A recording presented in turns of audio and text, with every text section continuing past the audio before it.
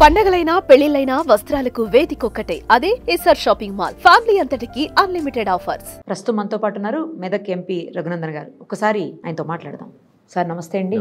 కార్లు, పాత కార్లు, ఒకవేళ 50 లక్షల కారు పాతది ఎప్పటిదో, ఇప్పుడు నేను 10 లక్షలకు అమ్మితే ఆ మిగతా 40 లక్షలకు కూడా నేను ట్యాక్స్ కట్టాలి, అమ్మినోడే ట్యాక్స్ కట్టాలి అని కొత్తగా తీసుకొచ్చినటువంటి జిఎస్టీ ట్యాక్స్ ఏదైతే ఉందో నిర్మలా సీతారామన్ గారు తీసుకొచ్చారని చెప్పి దాని మీద అంతా చర్చ నడుస్తా ఉంది. ఎగెనిస్ట్ గా మాట్లాడుతున్నారు. డిబేట్ ఉంటే ఉంటది నిరుపమ్ గారు. బట్ జిఎస్టీ అనేది భారతీయ జనతా పార్టీ ఒకరు తీసుకున్న నిర్ణయం కాదు, మీరు అర్థం చేసుకోవాల్సింది. అన్ని రాష్ట్రాలకు సంబంధించినటువంటి ఆర్థిక చివరికి పాప్కార్న్, క్యారమిల్ సపరేట్ చెప్తా ఉన్నా. చెడు అనేది తొందరగా స్ప్రెడ్ అవుతుంది. సో జిఎస్టీ కౌన్సిల్ అనేది నిర్మలా సీతారామన్ గారి సొత్తు కాదు. అది జిఎస్టీ కౌన్సిల్ కి అధ్యక్షత నిర్మలా సీతారామన్ గారు వహిస్తారు. అన్ని రాష్ట్రాల ఆర్థిక శాఖ మంత్రులు అక్కడ ఉంటారు.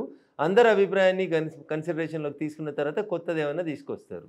కానీ ఇప్పటికి ఏం రాని దాని మీద జిఎస్టీ కౌన్సిల్లో చర్చ జరిగిందని తీసుకొచ్చి బయట ప్రచారం చేస్తున్నారు. దుర్మార్గమైనటువంటి విషయం. కానీ ఆల్రెడీ వస్తుంది కదా సార్, న్యూస్ రావడం ఏమంతా, నీకు నచ్చిన న్యూస్ రాసుకుంటావు, పక్కనున్న ఛానల్ ఆయన కలిసింది, పక్కనున్న ఆయన రాసుకుంటాడు. ఏమైనా ఆర్డర్ వచ్చిందా, జియో వచ్చిందా చెప్పండి, చెప్తే దాని గురించి మాట్లాడతాం. ఏం రాని దాని గురించి రేపు వస్తుంది, రేపు పన్నేస్తున్నారు అని మమ్మల్ని బదనాం చేస్తున్నారు తప్ప, ఆడలేక మధ్యలో ఉన్నట్టుంది కాంగ్రెస్ పార్టీ పరిస్థితి తప్ప ఇంకొకటి కాదు. అంటే ఇప్పుడేమి మీరు అలాంటి ఆలోచన 15 సంవత్సరాలు దాటినటువంటి కార్లన్నీ డిస్పోజ్ చేయాలనేది సుప్రీంకోర్టు చెప్పింది. స్క్రాప్ చేయమన్నది, డిస్పోజ్ కూడా కాదు, వాటి మొత్తం దగ్గర కొట్టేసి స్క్రాప్ చేసి బయటపడేయమన్నది. ఇంకా మరి ఇంకేముంది? ఇంక దాని మీద జిఎస్టీ ఏముంటుంది? 15 సంవత్సరాలు దాటిన కార్ని ఎట్లా అమ్ముకుంటారు నిరుపమ్ గారు? 15 సంవత్సరాలు దాటిన కార్ అనట్లేదు సార్. ఇప్పుడు 5 ఏళ్ళు 6 ఏళ్ళు వాడిన తర్వాత కూడా కార్లు అమ్మేస్తారు కదా, 10 ఏళ్ళకు కూడా అమ్ముతారు. దాని మీద జిఎస్టీ ఎందుకుంటది? ఏం చేస్తారు ఆర్థిక శాఖల మంత్రులు? పశ్చిమ బెంగాల్ ఆర్థిక శాఖ మంత్రి ఏం చేస్తున్నాడు, కేరళ ఆర్థిక శాఖ మంత్రి ఏం చేస్తున్నాడు, తెలంగాణ ఆర్థిక శాఖ మంత్రి ఏం చేస్తున్నాడు, చాలా మంది ప్రతిపక్షాలకు సంబంధించిన ఆర్థిక శాఖ మంత్రులు కూడా ఉంటారు కదా. వాళ్ళు చెప్పాలి కదా, కౌన్సిల్లో ఒప్పుకోవద్దు, ఇది మంచిది కాదు ప్రజలకు అని చెప్పి గట్టిగా మాట్లాడాలి కదా. కౌన్సిల్లో మాట్లాడక కౌన్సిల్లో సంతకాలు పెట్టేసి వచ్చి బయట మాట్లాడితే ఏమొస్తుంది నిరుపమ్ గారు? ఐ డోంట్ థింక్ అది చట్టమైందని నేను అనుకుంటలేను. But I will go through it and I will correct myself. ఒకవేళ అదే నిజమైతే, అది రాని దాన్ని నిజం అనుకోమని నన్ను ఎట్లా అంటారు? మీరు కూడా రేపు భూకంపం వస్తే ఎట్లా అన్నట్టుంది. భూకంపం వస్తే అందరు పోతారు, అందరు ఇట్లా నేను కూడా అలా కాదు కదా సార్. భూకంపం వేరు, ఈ జిఎస్టీలు వేరు కదా. చట్టం రాలేదు, మీరు చేస్తున్నది చట్టం రాలేదు, మేము చేస్తలే. మళ్ళీ అది చెప్తా ఉన్నా. జిఎస్టీ కౌన్సిల్ కి అధ్యక్షత భారత ఆర్థిక శాఖ మంత్రి గారు వహిస్తారు. అన్ని రాష్ట్రాల ఆర్థిక శాఖ మంత్రులు దాంట్లో సభ్యులు. కాబట్టి వాళ్ళే పెడతారు. ఎవరో ఒక ఆర్థిక శాఖ మంత్రి నుంచి వస్తుంది డిస్కస్ చేస్తారు. అందరికి నచ్చితే ఆమోదిస్తారు, నచ్చకపోతే వదిలేస్తారు. ఆ కౌన్సిల్లో మాట్లాడమనండి, బయటకు వచ్చి మాట్లాడారు. మీరు దానికి వ్యతిరేకమా లేకపోతే అసలు సబ్జెక్టే లేదు, లేని సబ్జెక్ట్ గురించి నేను వ్యతిరేకం రాదు, అలాంటిది వచ్చే అవకాశం లేదు, మీరు భరోసా ఇవ్వగలరా? నేను ఏమంటున్నాను, see I am not part of ministry. See నేను ఒక కామన్ మ్యాన్ గా నా అభిప్రాయాన్ని మీ ముందు వ్యక్తం చేస్తున్నాను. సో మెదక్ పార్లమెంట్ సభ్యునిగా నేను నా అభిప్రాయాన్ని వ్యక్తం చేస్తున్నాను. ఒకవేళ అది చట్టం వచ్చినప్పుడు నేను ఖచ్చితంగా మాట్లాడుతాను. దాంట్లో ఉండే లాభ నష్టాల గురించి మీకంటే బాగా నేనే చెప్తాను ప్రజలకు. అదే మీరే చెప్పాలి కూడా. చెప్తా అంటున్నా. చట్టం వస్తే చట్టం గైడ్ లైన్స్ లేకుండా, చట్టం లేకుండా నువ్వేదో ఊహించుకొని చెప్పు అంటే, నిరూపం ఏదో కలగంటే న్యూస్ అన్నిట్లో స్ప్రెడ్ అవుతా ఉంది, చాలా మంది మాట్లాడుతున్నారు. నిన్న కూడా నేను ఏమంటున్నాను తల్లి, భారతీయ జనతా పార్టీని బదనాం చేయడానికి ఈ దేశంలో కొంతమంది పెయిడ్ ఆర్టిస్టులు ఉంటారు. వాళ్ళకి they have been paid for it. ఓకేనా తల్లి? ఇది ఒక సెక్షన్. కొంతమంది టీవీ ఛానల్ యాజమాన్యాలు ఎర్ర రంగు జెండాలకి వెళ్ళి వచ్చి వాళ్ళ ఎర్ర రంగు జెండా వాళ్ళని బతికేదని పేపర్ పెట్టుకొని ప్రెస్ అనే పేరు మీద బతుకుతుంటారు. వాళ్ళకి ఇంకొక అభిప్రాయం ఉంటుంది. ఇంకొంతమంది మేధావులు ఉంటారు, పొద్దుగాలైతే టీవీ ఛానళ్ళకి వచ్చి జనాల బుర్రను ఖరాబ్ చేసేందుకు. వాళ్ళు మేధావులు కాదు, మేత. వాళ్ళకి ఇంత మేత పడుతుంది. ఫారిన్ కంట్రీస్లో ఉన్న కొన్ని కంపెనీసు, కొంతమంది ఏజెన్సీస్, భారత ప్రభుత్వం, భారతదేశ ఆర్థిక వ్యవస్థ ఖరాబు కావాలని మీరు మాట్లాడండి అని కొంచెం క్రెడిబిలిటీ ఉన్న కొంతమందికి మేతేస్తుంటారు. నెలకింత అని మేతేస్తారు. ఆవు మేత తిన్నప్పుడల్లా కొంచెం పాలియాలి కాబట్టి, అది ఆవు ధర్మం కాబట్టి ఇస్తుంటుంది.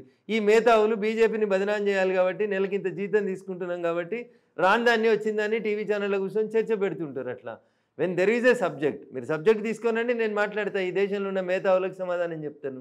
మేధావులకు చెప్పలేకపోవచ్చు కానీ నేను మేధావులకు అయితే చెప్పగలను. మొత్తానికి నిప్పు లేదే పొగరాదు అన్నట్లుగా అంటారు. నిప్పు లేదు, పొగలేదు. భారతదేశంలో భారతీయ జనతా పార్టీ 3వ సారి అధికారంలోకి వచ్చిన తర్వాత దీన్ని బదనాం చేయడానికని ఇంకొంచెం జీతాలు రెట్టింపు అయినాయి. మేత డబుల్ అయింది. అట్లా నిన్నటిదాకా మామూలు అన్నం కూర పెడతారు, ఇప్పుడు వారానికి 3 సార్లు కోడిగుడ్డు, 2 సార్లు నాన్ వెజ్, పొద్దున్న లేగానే బూస్ట్. మేత పెరిగింది కాబట్టి సౌండ్ ఎక్కువ పెరుగుతుంది అంతే. అంటే మరీ సింపుల్ పిల్లలు తినే ఉన్నది చెప్తున్నా నేను. దీంట్లో ఏం అబద్ధం లేదు. మాకు మేధావులు ఎవరు తెలిసి ఇవన్నీ తప్పుడు మాటలు. పాప్కార్న్ గురించి ఎందుకు వచ్చింది అంటే ఈ మేతమేష ఆవు జీతం తీసుకున్నందుకు మాట్లాడాలి కదా, అందుకని మాట్లాడుతున్న మేత. అంటే అదే ఎందుకు తీసుకున్నారు పాప్కార్న్? అదైతే జల్దీ పోతుంది కదా కామన్ మ్యాన్ కి అర్థం కావాలంటే గడియారం గురించో ఇంకో దాని గురించో అర్థం కాదు. మీ పిల్లలు తినే పాప్కార్న్ మీద ట్యాక్స్ వేసిరంటే మీ ఇంట్లో మనవాడ దాని మీద ఎత్తారా అంటారు ఊర్లలో. అగో ఇట్లా తొందరగా అన్నట్టు మనిషి బుర్రను ఖరాబ్ చేసేందుకు, తొందరగా అర్థమయ్యేందుకు వాడతారు. అందుకనే వీళ్ళు మేధావులు. వీళ్ళు మేత మేసి మేసి మేసి ఏ మేత మీద మాట్లాడితే ఏం రోత పుడుతుంది అనేది వీళ్ళకి తెలుసు అన్నట్టుగా. ఏమో అదానీ గారి ఆర్డర్లోనే నడుస్తుంది మొత్తం. అదానీ గారు ఏది చెప్తే నడుస్తుంది, అక్కడ నడుస్తుంది. బీజేపీ ప్రభుత్వం కాదు అదానీ ప్రభుత్వం అని చెప్పి నిన్ననే ఒక ఆయన మాట్లాడుతుంటే విన్నాను నేను. ఆయనకు ప్రజాస్వామ్యం అంటే తెలియదు, ఆ మాట్లాడిన పెద్ద మనిషి ఎవరో నాకు తెలియదు, ఆయనకు భారత రాజ్యాంగం తెలియదు, బిఆర్ అంబేద్కర్ గారు రాసిన రాజ్యాంగం తెలియదు, ప్రజలు ఓట్లేసే విధానం గురించి అవగాహన లేనోళ్ళు. మేము ప్రజల చేత ఎన్నుకోబడిన వాళ్ళు వస్తాం, మీకు ఎన్నటికీ ఎన్నికలలో పోటీ చేసే తెలివి లేదు. నిలబడుర్రా భయ్, ఒకసారి వచ్చి వార్డు మెంబర్కో కార్పొరేటర్కో కార్పెంటర్కో నిలబడుర్రి. మీ ముఖం చూసి మీ సూరత్ చూసి ఎవడన్నా ఓటేస్తే అప్పుడు ప్రజాప్రతినిధులు వచ్చి పార్లమెంట్లోనో అసెంబ్లీలోనో మాట్లాడుర్రి. డబ్బాలలో కూర్చొని ఏం డబ్బాల రాలేసి లొడగొట్టినట్టు మాకు వ్యతిరేకంగా మాట్లాడితే మేము కూర్చుంటామా? తీసి బండకేసి కొడతారు మా కార్యకర్త. అమిత్ షా గారు రీసెంట్గా చేసినటువంటి అంబేద్కర్ గారి మీద కామెంట్స్ కూడా చాలా. ఇలా ఆంధ్రజ్యోతి పేపర్లో నేను ఒక ఆర్టికల్ రాసిన, అది చదువును నిరుపమ గారు, దయచేసి చదివే జనాలకి అందరికి చెప్పండి. అంటే మీరు నాకు చెప్పరా? అది చదివితే ఇంకా బాగా అర్థమవుతుంది మీకు. నేను చదివితే నాకు భారత రాజ్యాంగాన్ని రాసిన బిఆర్ అంబేద్కర్ గారిని అవమానించింది కాంగ్రెస్ పార్టీ. బతికున్నప్పుడు జవహర్లాల్ నెహ్రూ గారికి, ఇందిరాగాంధీ గారికి భారతరత్న అవార్డులు ఇచ్చుకున్నటువంటి పార్టీ కాంగ్రెస్ పార్టీ. కానీ భారత రాజ్యాంగాన్ని రాసిన బిఆర్ అంబేద్కర్కి భారతరత్న ఇవ్వలేదు. జవహర్లాల్ నెహ్రూ గారికి భారతరత్న ఇచ్చారు, ఇందిరాగాంధీ గారికి భారతరత్న ఇచ్చారు, రాజీవ్ గాంధీ గారికి కూడా భారతరత్న ఇచ్చారు. మీరు చెప్పారు వీళ్ళు ముగ్గురు ఏ రకంగా భారత రాజ్యాంగ నిర్మాత బిఆర్ అంబేద్కర్ కంటే గొప్పోరని. అంబేద్కర్ కంటే ముందు ఈ ముగ్గురు భారతరత్న తీసుకున్నారు. ఎందుకు మాట్లాడలేదు వీళ్ళు? నాకు కాదు ఇవ్వాల్సింది, ఈ దేశానికి రాజ్యాంగాన్ని ఇచ్చిన అంబేద్కర్ గారికి మొదటి భారతరత్న ఇవ్వాలనేటువంటి మాట కాంగ్రెస్ పార్టీ పెద్దల నోట్లకెళ్ళి ఎందుకు రాలేదు నిరుపమ గారు? ఈ ముగ్గురు తీసుకున్న తర్వాత వీళ్ళు ముగ్గురు దిగిపోయినాక, వీళ్ళ ప్రభుత్వాలు పోయినాక కాంగ్రెసేతర ప్రభుత్వం, భారతీయ జనతా పార్టీ మద్దతుతో నడుస్తున్న ప్రభుత్వం అంబేద్కర్ గారికి భారతరత్న అవార్డు ఇచ్చింది. రాజీవ్ గాంధీ అంటే ఎప్పుడు ప్రధానమంత్రి అండి ఈ దేశానికి? అప్పటిదాకా అంబేద్కర్కి భారతరత్న ఇవ్వని పార్టీ వచ్చి ఇలా శుద్ధులు చెప్తుందా అంబేద్కర్ని గౌరవించినమని? భారత రాజ్యాంగం అమల్లోకి వచ్చింది, భారతదేశంలో ఎన్నికలు వచ్చినాయి. మొట్టమొదటి ఎన్నికలలో అంబేద్కర్ గారు పోటీ చేశారు. యునానిమస్ ఇవ్వాలన్నా ఇవ్వద్దా కాంగ్రెస్ పార్టీ? ఎందుకు అభ్యర్థిని వ్యతిరేకంగా పెట్టింది, అంబేద్కర్ గారికి వ్యతిరేకంగా నిలబెట్టింది? కాంగ్రెస్ పార్టీ అంబేద్కర్ గారికి బీఫామ్ ఎందుకు ఇవ్వలేకపోయింది? ఎందుకు అంబేద్కర్ గారిని ప్రత్యక్ష రాజకీయాలలో ఓడగొట్టిండ్రు? మొదటి ఎన్నికలలో ఓడగొట్టిరు, రెండో ఎన్నికలలో కూడా ఓడగొట్టింది కాంగ్రెస్ పార్టీ. ఎందుకు మొట్టమొదటి క్యాబినెట్లోంచి, జవహర్లాల్ నెహ్రూ గారి క్యాబినెట్లోంచి రిజైన్ చేసి బయటికి పోయిన న్యాయశాఖ మంత్రి ఎవరు? అంబేద్కర్ కాదా? ఎందుకు పోయినారు బయటికి వారు?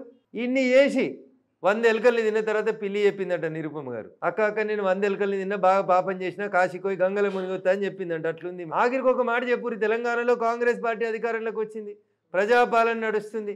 దేశంలో పెద్ద అంబేద్కర్ విగ్రహం తెలంగాణ సెక్రటరియట్ పక్కన ట్యాంక్ బండ్ మీద ఉంది. ఇప్పుడు పోయి చూడు తాళమేసిందా లేదా గేటు అంటే ఎవడో పెట్టిండని, టీఆర్ఎస్ వాడు పెట్టిండని ఈయన దండేయాడా?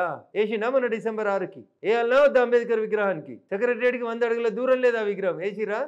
తాళం ఎందుకు వేసిరు అంబేద్కర్ విగ్రహానికి? పంజాగుట్టలో అంబేద్కర్ విగ్రహం తీస్తే అందరం అంబేద్కర్ విగ్రహం పెట్టాలని మాట్లాడినాం మేము. మరి మీరు అంబేద్కర్ గేట్ వేసిరు ఎందుకు? ఏదో అమిత్ షా ఏదో మాట్లాడండి, అమిత్ షా మీద రాజకీయపరమైనటువంటి బురద జల్లే కార్యక్రమం తప్ప మీకు అంబేద్కర్ మీద ప్రేమ లేదు, అంబేద్కర్ గారి మీద అవగాహన లేదు. కాంగ్రెస్ ఎన్నడూ అంబేద్కర్ గారిని గుర్తించలేదు, గౌరవించలేదు. ఆయన క్యారెక్టర్ని అసాసినేట్ చేసింది, వారు రాసిన రాజ్యాంగాన్ని 100 సార్లు మార్చి తూట్టుపడిచింది కాంగ్రెస్ పార్టీ. సెక్రటేరియట్ పక్కకే అసెంబ్లీని తీసుకురావాలని చెప్పేసి అక్కడ ఎన్టీ రామారావు గారి ఘాట్ను కూడా ఏదో తీసేస్తారని చెప్పి ఈ మధ్యన వినిపించింది సార్, అన్నీ ఒకే దగ్గర ఉండాలి అని. దానికి మీరు సానుకూలంగా స్పందిస్తారా? అవసరం లేదు, అట్లా ఎక్కడున్నా పర్లేదంటారా? సరే, వాళ్ళు ఏం మాట్లాడతారో చూద్దాం. మాటలు వేరు, అది ఎవరో ఒక ఎమ్మెల్యే గారు మాట్లాడినట్టు చూసిన నేను. ప్రభుత్వం ఆలోచన చేసినప్పుడు మాట్లాడు. అందుకే నేను చెప్తాను, ప్రభుత్వం అడుగులు తడబడితే అఖిలపక్షం బిల్లు ఉండ్రి, అన్ని పార్టీలలో బిల్లు ఉండ్రి, అసెంబ్లీలో చర్చ పెట్టిండ్రి, తర్వాత తీర్మానం చేయండి. ఫైనల్గా ఒకటి చెప్పండి సార్, చుట్టుపక్కల ఉన్న చాలా ఏరియాస్ అంటే లైక్ రాజేంద్ర నగర్ కావచ్చు, లేకపోతే మణికొండ, ఇలాంటి మున్సిపాలిటీలు కొన్నింటిని తీసుకొని వచ్చేసి జిహెచ్ఎంసీ పరిధిలోకి మెర్జ్ చేయబోతున్నారు అని అంటున్నారు. దానివల్ల యూజ్ ఉంటుందంటారా, లేకపోతే ఎక్కడికక్కడ ఉంటేనే లోకల్లో పరిపాలన ఈజీ అవుతుంది అంటారా?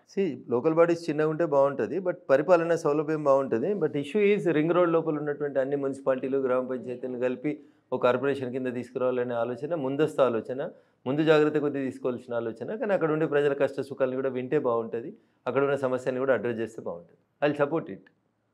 రింగ్ రోడ్ లోపల ఉన్నటువంటి అన్ని మున్సిపాలిటీలని, పంచాయతీలని మెర్జర్ చేయడం అనేది ఎప్పటి నుంచో నడుస్తున్న చర్చ. మెర్జర్ చేయాల్సిందే దాన్ని. అప్పుడు పరిపాలన మరి ఈజీ అవుతుందా సార్? వికేంద్రీకరణ జరగాలి, అధికారుల సంఖ్య పెంచాలి, కార్పొరేటర్లు బాగా బాధ్యతగా పనిచేయాలి, చేయాలి. నెక్స్ట్ ఎలక్షన్లో ఏమనుకుంటున్నారు? లాస్ట్ ఎలక్షన్ కూడా బీజేపీ మంచి సీట్లు కొట్టింది, ముఖ్యంగా జిహెచ్ఎంసీ పరిధిలో. మేమే అవుతామని అనుకుంటున్నాం. ఎందుకంటే శివారు ప్రాంతాలన్నీ కలిస్తే మాకే బలం పెరుగుతుంది కాబట్టి మా సంఖ్యను పెరుగుతుంది, మేమే అవుతాం మేయర్ అనేది మా ఆలోచన. లోకల్ బాడీస్ ఎలక్షన్స్ అవి కూడా రాబోతున్నాయి కదా, వెయిట్ అండ్ సీ. ప్రభుత్వం పెడుతుందా పెట్టదా, ఏ పరిస్థితులు ఉంటే అన్ని చూసినాక మాట్లాడాలి. Thank you sir. Thank you so much. Suman టీవీలో మీ పర్సనల్ అండ్ బిజినెస్ ప్రమోషన్స్ కోసం కింది నెంబర్కి కాంటాక్ట్ చేయండి.